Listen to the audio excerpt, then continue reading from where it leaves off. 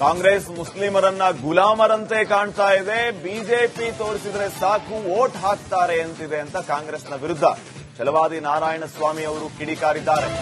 ದಾವಣಗೆರೆಯಲ್ಲಿ ಮುಸ್ಲಿಮರಿಗೆ ಟಿಕೆಟ್ ನೀಡಿಲ್ಲ, ಜಮೀರ್ ರಾಜೀನಾಮೆ ಕೊಡ್ತೇನೆ ಅಂದ್ರೆ ಕೊಡಿ ಎಂದಿದ್ದಾರೆ.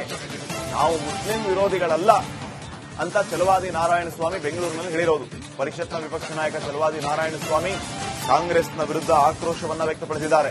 ಮುಸ್ಲಿಮರು, ಕಾಂಗ್ರೆಸ್ ಪಾರ್ಟಿ ಮುಸ್ಲಿಮರ ಜೊತೆಗೆ ನಡ್ಕೊಳ್ತಾ ಇರುವಂತಹ ರೀತಿಯನ್ನ ನೋಡಿ ಆದ್ರೂ ಕಲಿಬೇಕು. ಮುಸ್ಲಿಮರನ್ನ ಕಾಂಗ್ರೆಸ್ ಗುಲಾಮರಂತೆ ನಡೆಸ್ಕೋತಾ ಇದೆ. ನಿಮಗೆ ಟಿಕೆಟ್ ಕೊಡಲ್ಲ ಕಾಂಗ್ರೆಸ್ನವರು ಹೇಳೋದೇನಂತಂದ್ರೆ ಬಿಜೆಪಿನ ತೋರಿಸಿದ್ರೆ ಸಾಕು ಮುಸ್ಲಿಮರು ನಮಗೆ ವೋಟ್ ಹಾಕಿ ಮಾಡ್ತಾರೆ. ಆ ಒಂದು ಪ್ಲಸ್ ಪಾಯಿಂಟ್ ನಮಗಿದೆ, ವೋಟ್ ಮಾಡಿಬಿಡ್ತಾರೆ. ಯಾರಿಗೆ ಟಿಕೆಟ್ ಕೊಟ್ರೇನು ಬಿಟ್ರೇನು, ಬಿಜೆಪಿಗಂತೂ ಹಾಕಲ್ಲ. ಅವರು ಟೇಕನ್ ಫಾರ್ ಗ್ರಾಂಟೆಡ್ ಅನ್ನೋ ರೀತಿ ನಡೆಸ್ಕೋತಾ ಇದ್ದಾರೆ ಅಂತ ಛಲವಾದಿ ನಾರಾಯಣಸ್ವಾಮಿ ಅವರು ಮಾತಾಡಿದ್ದಾರೆ.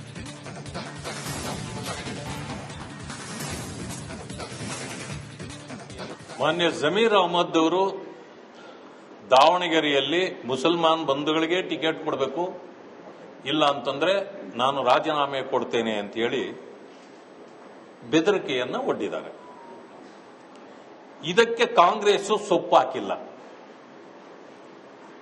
ಸುರ್ಜೇವಾಲ್ ಅವರು ಬೇಕಿದ್ರೆ ನೀವು ಕೊಟ್ಟು ಹೋಗಿ ಅಂತೇಳಿ.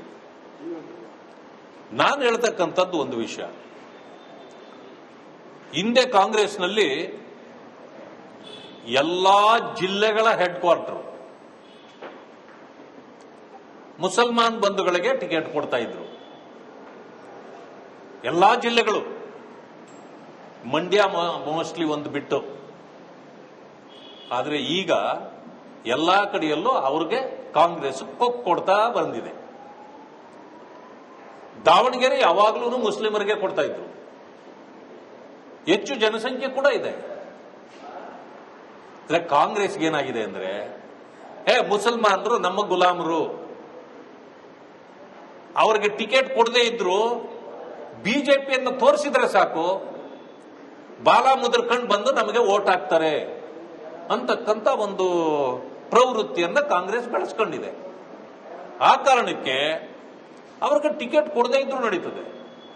ಆಮೇಲೆ ಮುಸಲ್ಮಾನರಲ್ಲೂ ಕೆಲವರು ಮುಖಂಡರುಗಳಿದ್ದಾರೆ, ಅವರು ಕೊನೆಯವರೆಗೂ ಕೇಳಿ ನೋಡ್ತಾರೆ. ಆಗ್ಲಿಲ್ಲ ಅಂದ್ರೆ ಕಾಂಗ್ರೆಸ್ನವರು ಏನ್ ಅಂದ್ಕೊಂಡಿರ್ತಾರೋ ಬಾಲ ಮುದ್ರಕೊಂಡು ಬಂದು ನಮ್ಮ ಹತ್ರ ಬಿದ್ದಿರ್ತಾರೆ ಅಂತ, ಹಾಗೆ ಅವರು ಬಾಲ ಮುದ್ರಕೊಂಡೇ ಹೋಗಿ ಬಿದ್ದಿರ್ತಾರೆ. ಆ ಕಾರಣದಿಂದ ಕಾಂಗ್ರೆಸ್ ಮಾಡೋದು ಕೂಡ ಸರಿ ಇದೆ, ಇವರು ನಡ್ಕೊಳ್ಳೋದು ಅದೇ ರೀತಿ ಇದೆ.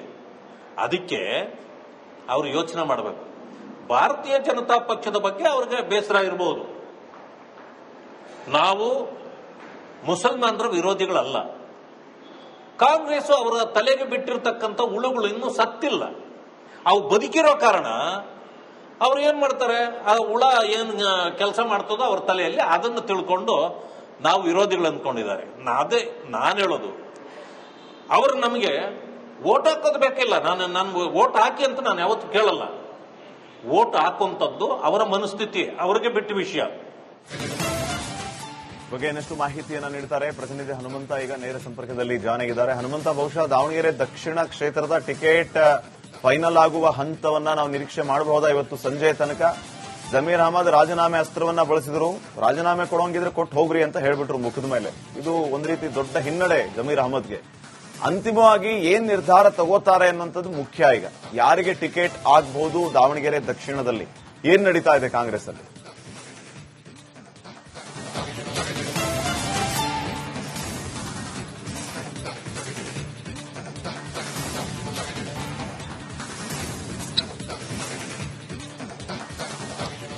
ಶ್ರೀಪಾದ್, ಕಾಂಗ್ರೆಸ್ ಪಾಲಿಗೆ ಎರಡು ಬಾಗಲಕೋಟೆ ಮತ್ತು ದಾವಣಗೆರೆ ದಕ್ಷಿಣ ಬೈ ಎಲೆಕ್ಷನ್ ಏನಿದೆ ಅದು ಸಾಕಷ್ಟು ಪ್ರತಿಷ್ಠೆಯ ಕಣಗಳಾಗಿರುವಂತದ್ದು. ಆದ್ರೆ ಬಾಗಲಕೋಟೆಯ ಟಿಕೆಟ್ ಆಯ್ಕೆ ವಿಚಾರದಲ್ಲಿ ಕಾಂಗ್ರೆಸ್ ಹೈಕಮಾಂಡ್ಗಾಗಲಿ ಅಥವಾ CM Siddaramaiah, DCM DK Shivakumar ಅವರಿಗಾಗಲಿ ಹೆಚ್ಚಿನ ತಲೆನೋವು ಇಲ್ಲ. ಆದ್ರೆ ದಾವಣಗೆರೆ ದಕ್ಷಿಣ ವಿಧಾನಸಭಾ ಕ್ಷೇತ್ರದ ಚುನಾವಣೆ ಏನಿದೆ, ಇಲ್ಲಿ ಅಭ್ಯರ್ಥಿ ಆಯ್ಕೆ ವಿಚಾರಕ್ಕೆ ಸಾಕಷ್ಟು ಕಗ್ಗಂಟು ಆಗಿದೆ. ಯಾಕೆ ಅಂತಂದು ಹೇಳಿದ್ರೆ, ಮೊದಲಿಂದನೂ ಕೂಡ ಕ್ಷೇತ್ರದಲ್ಲಿ ಅತಿ ಹೆಚ್ಚು ಮತಗಳನ್ನ ಹೊಂದಿರುವಂತದ್ದು ಮುಸ್ಲಿಂ ಸಮುದಾಯ. ಹಾಗಾಗಿ ಮುಸ್ಲಿಂ ಸಮುದಾಯಕ್ಕೆ ಟಿಕೆಟ್ ಅನ್ನ ಕೊಡಬೇಕು ಅನ್ನುವಂತಹ ಪಟ್ಟನ್ನ ಮುಸ್ಲಿಂ ಸಮುದಾಯದ ಮುಖಂಡರು, ಶಾಸಕರು, ಸಚಿವರು ಎಲ್ಲರೂ ಕೂಡ ವಿವಿಧ ಹಂತದ ಸಭೆಗಳಲ್ಲೂ ಕೂಡ ಪ್ರಸ್ತಾಪ ಮಾಡಿದ್ದಾರೆ. ಸಚಿವ ಜಮೀರ್ ಅಹಮದ್ ಅವರು, ರಹೀಂ ಖಾನ್ ಹಾಗೂ ತನ್ವೀರ್ ಸೇಠ್, ರಿಜ್ವಾನ್ ಅರ್ಷದ್ ಅವರು ಸೇರಿದಂತೆ ಬಹುತೇಕ ಮುಸ್ಲಿಂ ಸಮುದಾಯದ ನಾಯಕರೆಲ್ಲರೂ ಕೂಡ ಮುಸ್ಲಿಂ ಸಮುದಾಯ ಹೆಚ್ಚಿರುವಂತಹ ಕಾರಣಕ್ಕಾಗಿ ಮತವನ್ನು ಟಿಕೆಟ್ ಅನ್ನ ಕೊಡಬೇಕು ಅನ್ನುವಂತ ಒತ್ತಾಯನ್ನ ಇಡ್ತಾರೆ. ಇತ್ತ ಲಿಂಗಾಯತ ನಾಯಕರು ಕೂಡ, ಸಚಿವರು, ಶಾಸಕರು ಕೂಡ ಅವರು ಕೂಡ ಒಂದು ಪಟ್ಟನ್ನ ಹಿಡಿತಾ ಇರುವಂತದ್ದು ಏನಂತಂದು ಹೇಳಿದ್ರೆ, ದಿವಂಗತ ಶಾಮನೂರು ಶಿವಶಂಕರಪ್ಪನವರು ಕಾಂಗ್ರೆಸ್ ಪಕ್ಷಕ್ಕೆ ಸಾಕಷ್ಟು ಕೊಡುಗೆಯನ್ನ ಕೊಟ್ಟಿದ್ದಾರೆ. ಅಖಿಲ ಭಾರತ ವೀರಶೈವ ಮಹಾಸಭಾದ ಅಧ್ಯಕ್ಷರಾಗಿ ಸಮುದಾಯಕ್ಕೂ ಕೂಡ ಸಾಕಷ್ಟು ಕೊಡುಗೆ ಕೊಟ್ಟಿದ್ದಾರೆ. ಇದು ಉಪಚುನಾವಣೆ ಆಗಿರುವಂತಹ ಕಾರಣಕ್ಕಾಗಿ ಅವರ ಕುಟುಂಬಕ್ಕೆ ಮಣೆ ಹಾಕಿ ಮುಂದಿನ ದಿನಗಳಲ್ಲಿ ಬೇರೆ ಬೇರೆ ರೀತಿಯ ಅವಕಾಶಗಳಿದಾವೆ ಅನ್ನುವಂತ ಅಭಿಪ್ರಾಯಗಳನ್ನ ವ್ಯಕ್ತಪಡಿಸ್ತಾ ಇದ್ದಾರೆ. ಮುಂದೆ ನಡೆದಂತಹ ಕೆಪಿಸಿಸಿ ಅಧ್ಯಕ್ಷ ಡಿಕೆ ಶಿವಕುಮಾರ್ ಅವರು ಹಾಗೂ ರಾಜ್ಯ ಕಾಂಗ್ರೆಸ್ ಉಸ್ತುವಾರಿ ರಣದೀಪ್ ಸಿಂಗ್ ಸುರ್ಜಿವಾಲಾ ಅವರ ಸಮ್ಮುಖದಲ್ಲಿ ನಡೆದಂತ ಬಾಗಲಕೋಟೆ ಮತ್ತು ದಾವಣಗೆರೆ ದಕ್ಷಿಣ ಕ್ಷೇತ್ರದ ಚುನಾವಣಾ ಉಸ್ತುವಾರಿ ಸಮಿತಿಗಳೇನಿದಾವೆ ಆ ಸಮಿತಿಯ ಸದಸ್ಯರನ್ನು ಒಳಗೊಂಡಂತಹ ಸಭೆಯಲ್ಲಿ ಸಚಿವ ಜಮೀರ್ ಅಹಮದ್ ಅವರು ಕೂಡ ಸಮುದಾಯದಲ್ಲಿ ಟಿಕೆಟ್ ಕೊಡಬೇಕು ಅನ್ನೋ ಕಾರಣಕ್ಕಾಗಿ ಸಾಕಷ್ಟು ಒತ್ತಡಗಳಿದಾವೆ. ಮೌಲ್ವಿಗಳು ಎಲ್ಲರೂ ಕೂಡ, ನಮ್ಮ ಧರ್ಮದ ಗುರುಗಳು ಎಲ್ಲರೂ ಕೂಡ ಬಂದು ನಮ್ಮ ಮೇಲೆ ಒತ್ತಡವನ್ನು ಹಾಕ್ತಾ ಇದ್ದಾರೆ. ಹಾಗಾಗಿ ಅವಕಾಶವನ್ನ ಮಾಡಿಕೊಡ್ಬೇಕು. ಒಂದೊಮ್ಮೆ ಅವಕಾಶ ಆಗ್ಲಿಲ್ಲ ಅಂತಂದು ಹೇಳಿದ್ರೆ ನಾವು ರಾಜೀನಾಮೆ ಕೊಟ್ಟಕ್ಕೂ ಕೂಡ ಏಸೋದಿಲ್ಲ ಅನ್ನೋಂತ ಒಂದಷ್ಟು ಮಾತುಗಳನ್ನು ಕೂಡ ಆಡಿದ್ದಾರೆ ಅನ್ನೋಂತ ಮಾಹಿತಿಗಳೀಗ ಲಭ್ಯ ಆಗ್ತಾ ಇರುವಂತದ್ದು. ಅದರ ಜೊತೆಗೆ ಯಾವಾಗ ರಾಜೀನಾಮೆಯ ದಾಳವನ್ನ ಜಮೀರ್ ಅಹಮದ್ ಅವರು ಹೂಡ್ತಾರೆ, ಅದಕ್ಕೆ ಸಹಜವಾಗಿ ಸುರ್ಜಿವಾಲಾ ಅವರು ಕೂಡ ನಾನು ರಾಜ್ಯಕ್ಕೆ ಬಂದಿರುವಂತದ್ದು ಯಾರ್ದೋ ಅಧಿಕಾರವನ್ನ ಕಿತ್ತುಕೊಳ್ಳೋಕಾಗ್ಲಿ ಅಥವಾ ಅಧಿಕಾರಕ್ಕೆ ಕೊಡ್ಲಿಕ್ಕೆ ಬಂದಿಲ್ಲ, ಒಂದೊಮ್ಮೆ ನೀವು ರಾಜೀನಾಮೆ ಕೊಡ್ತೀರಂತ ಹೇಳಿದ್ರೆ ಅದು ನಿಮ್ಮ ಇಚ್ಛೆ ಅನ್ನುವಂತ ಅಭಿಪ್ರಾಯವನ್ನ ವ್ಯಕ್ತಪಡಿಸೋದ್ರ ಮೂಲಕ ತೀಕ್ಷ್ಣವಾದಂತ ತಿರುಗೇಟನ್ನು ಕೊಟ್ಟಿದ್ದಾರೆ. ಆದ್ರೆ ಇಲ್ಲಿ ನಿಜಕ್ಕೂ ಕೂಡ ಕಗ್ಗಂಟಾಗಿರೋದು ಏನು ಅಂತಂದು ಹೇಳಿದ್ರೆ, CM Siddaramaiah, DCM DK Shivakumar ಅವರು ಈಗಾಗಲೇ ಅನೇಕ ಸುತ್ತಿನ ಅಭಿಪ್ರಾಯಗಳನ್ನ ಸಂಗ್ರಹ ಮಾಡಿದ್ದಾರೆ. ಈ ಎರಡೂ ಸಭೆಗಳ ಆದ ನಂತರದಲ್ಲಿ ನಿನ್ನೆ ರಾತ್ರಿಯೂ ಕೂಡ ಖಾಸಗಿ ಹೋಟೆಲ್ನಲ್ಲಿ Surjewala, DCM Siddaramaiah, DCM DK Shivakumar ಅವರು ಎಲ್ಲರೂ ಕೂಡ ಒಂದು ಸಭೆಯನ್ನ ಮಾಡಿ ಅಂತಿಮವಾಗಿ ಈಗ ಅಭ್ಯರ್ಥಿಯನ್ನ ಘೋಷಣೆ ಮಾಡಬೇಕು. ಆದ್ರೆ ಅಂತಿಮವಾಗಿ ಅಭ್ಯರ್ಥಿಯ ಘೋಷಣೆ ಯಾರ್ದಾಗತ್ತೆ ಅನ್ನೋಂತಹ ಕುತೂಹಲ ಸಾಕಷ್ಟು ಎರಡೂ ಬಣಗಳಿಗಿದಾವೆ. ಅಲ್ಲಿ ಮುಸ್ಲಿಂ ಅಲ್ಪಸಂಖ್ಯಾತ ಸಮುದಾಯದ ನಾಯಕರಿಗೂ ಇದೆ, ಮತ್ತೊಂದು ಕಡೆಗೆ ಶಾಮನೂರ್ ಕುಟುಂಬದ ಸದಸ್ಯರಿಗೂ ಕೂಡ ಇರುವಂತದ್ದು. ಯಾಕೆ ಅಂತ ಹೇಳಿದ್ರೆ ಇಲ್ಲಿ ಹೆಚ್ಚಿನ ಸಮಯ ಪ್ರಚಾರಕ್ಕೆ ಸಿಗುವುದಿಲ್ಲ. ಆ ಕ್ಷೇತ್ರದಲ್ಲಿ ಶಾಮನೂರ್ ಕುಟುಂಬದ ಹಿಡಿತ ಸಾಕಷ್ಟಿದೆ. ಹಾಗಾಗಿ ಅವ್ರಿಗೆ ಕೊಟ್ರೆ ಅನುಕೂಲ ಆಗುತ್ತೆ ಅನ್ನುವಂತ ಒಂದಷ್ಟು ಅಭಿಪ್ರಾಯ ಇದಾವೆ. ಇದರೆಲ್ಲದರ ಜೊತೆಗೆ ಏನೆಲ್ಲಾ ಮಾಹಿತಿಗಳಾಗಿದೆ, ಸಭೆಗಳಾಗಿದ್ದಾವೆ, ಅದರೆಲ್ಲಾ ವರದಿಯೂ ಕೂಡ ಎಐಸಿಸಿ ಅಧ್ಯಕ್ಷ ಮಲ್ಲಿಕಾರ್ಜುನ್ ಖರ್ಗೆ ಅವರ ಅಂಗಳಕ್ಕೆ ತಲುಪಿದೆ. ಅಂತಿಮವಾಗಿ ಇವತ್ತು ರಾತ್ರಿ ಅಥವಾ ನಾಳೆ ಒಳಗಡೆ ಅಭ್ಯರ್ಥಿ ಘೋಷಣೆ ಆಗಬೇಕಾಗಿದೆ. ಯಾಕೆಂತ ಹೇಳಿದ್ರೆ ನಾಮಪತ್ರ ಸಲ್ಲಿಕೆ ಮಾಡಲಿಕ್ಕೆ ಸೋಮವಾರ ಕೊನೆ ದಿನಾಂಕ ಆಗಿರುವಂತಹ ಕಾರಣಕ್ಕಾಗಿ ಕಾಂಗ್ರೆಸ್ ಪಕ್ಷಕ್ಕೂ ಕೂಡ ಇದು ಅನಿವಾರ್ಯ ಆಗಿದೆ. ಆದ್ರೆ ಘೋಷಣೆ ಆದಂತಹ ಸಂದರ್ಭದಲ್ಲಿ ಒಂದೊಮ್ಮೆ ಶಾಮನೂರು ಕುಟುಂಬದಲ್ಲಿರುವಂತಹ ಶಾಮನೂರು ಶಿವಶಂಕರಪ್ಪನವರ ಮೊಮ್ಮಗ ಅವ್ರಿಗೆ ಟಿಕೆಟ್ ಕೊಟ್ರೆ ಅಲ್ಲಿ ಮುಸ್ಲಿಂ ಸಮುದಾಯವನ್ನ ಯಾವ ರೀತಿ ವಿಶ್ವಾಸಕ್ಕೆ ಇಟ್ಕೊಳ್ಳುತ್ತೆ, ಒಂದೊಮ್ಮೆ ಮುಸ್ಲಿಂ ಸಮುದಾಯಕ್ಕೆ ಏನಾದ್ರೂ ಟಿಕೆಟ್ ಅನ್ನ ಘೋಷಣೆ ಮಾಡಿದ್ರೆ ಶಾಮನೂರ್ ಅವರ ಕುಟುಂಬವನ್ನ ಯಾವ ರೀತಿ ವಿಶ್ವಾಸಕ್ಕೆ ಇಟ್ಕೊಳ್ಳುತ್ತೆ.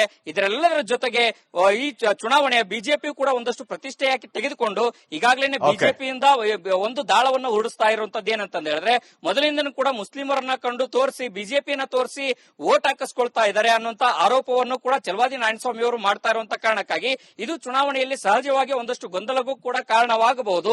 ಹಾಗಾಗಿಯೇ ಕಾಂಗ್ರೆಸ್ ಹೈಕಮಾಂಡ್ ಈಗ ಯಾವ ನಿಟ್ಟಿನ ನಡೆಯನ್ನ ಅನುಸರಿಸುತ್ತೆ ಅನ್ನೋದು ಕೂಡ ಕಾದು ನೋಡಬೇಕಾಗಿದೆ. ಶ್ರೀಪಾದ್, ಥ್ಯಾಂಕ್ ಯು ಹನುಮಂತ ಮಾಹಿತಿಗಾಗಿ.